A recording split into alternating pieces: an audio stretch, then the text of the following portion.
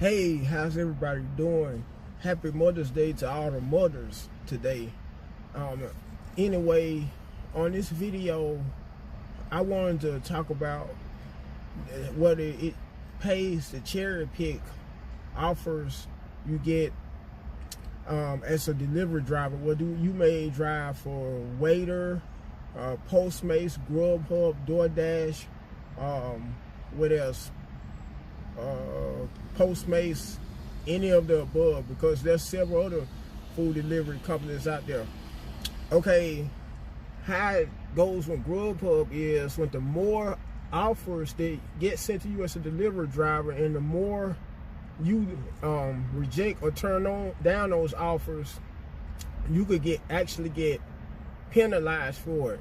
One way is by your acceptance rate going down.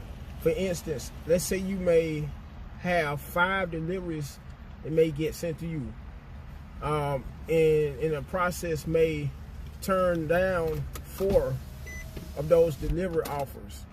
Or you may actually, your acceptance rate may go down to as low as 90%.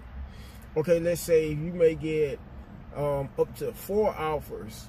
On the other hand, out of all those 4, you may turn down 1 offer, or may miss the offer altogether, just because you may not want to pick up from a certain restaurant due to you not receiving good customer service or whatnot. Okay, your acceptance rate could go down to 75% out of 4 offers, but you may, like I was just saying, end up accepting just 3 out of those 4, and so on and so on. But now, when Postmates, food delivery apps such as Postmates, and let's not mention Uber Eats, because I do both Postmates and Uber Eats on the side. Now, you know, no matter how many offers you may decline as a Postmates or Uber Eats driver, you don't have to worry about an acceptance rate at all. Nor do you have to worry about getting penalized on behalf of rejecting, no matter how many food delivery offers you may get doing either Uber Eats or Postmates. And that's one of the main things I like about delivering for Postmates and Uber Eats. Unlike when Grubhub, you get penalized the more you turn down offers or miss offers from Grubhub, but when Uber Eats, Postmates, you don't.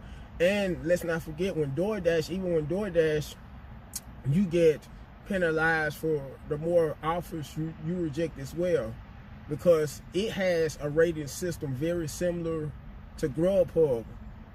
Like I said before on another video on Grubhub, you have they get mostly, or except mostly all offers you get, because if you don't, you'll get penalized for. It also has program levels, in case some of you may not know about the program levels that Grubhub offers, including a Premier driver, which is the #1 ranking you could get. Second of all, a Pro driver, and third of all, last but not least, a Partner driver. So if you keep on as a Grubhub driver rejecting more and more offers, your program level could go from being a Premier driver, which is one of the top levels you could get as a driver with Grubhub, and you get offered a whole lot of more perks as compared to being a Pro driver or a Partner driver. Anyway, if you just keep on over and over, day by day, rejecting offers, let's say you may work 7 days straight as a Grubhub driver, and you deny or miss the majority of all the offers you get, you will go to being a Partner driver.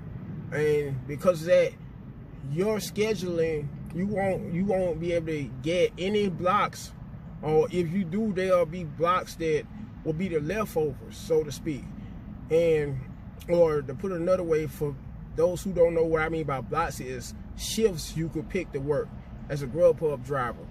Anyway, as a Partner driver, you don't get scheduling either like the Premier or Pro drivers would get, because the Premier drivers get first priority scheduling, which means they get the newest schedules, most newest schedules on every Thursday.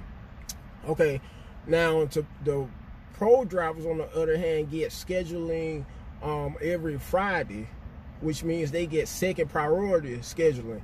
But the partner drivers, they get it every Saturday. And by you being a partner driver, there may be a case where you may just have one block or shift to pick overall for the next week to work as a Grubhub driver.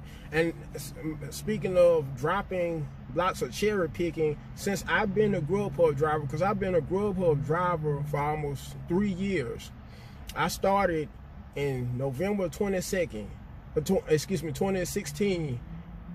as a Grubhub driver for the very first time. I have yet to turn down just one offer, believe it or not, that's been sent to me out of 3,000 deliveries that I have done.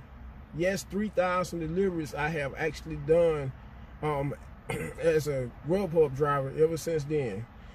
Anyway, on that note, again, if some of you may want to know, some of you other fellow delivery drivers, whether it pays or not to decline or reject some offers as a delivery driver, I mean, it really does. That's why it's always best to accept the majority of all the offers you get as a Grubhub driver. But when, like I was just saying some minutes ago, when Uber Eats, Postmates, you're pretty safe when Uber Eats and Postmates declining as many offers as you would desire.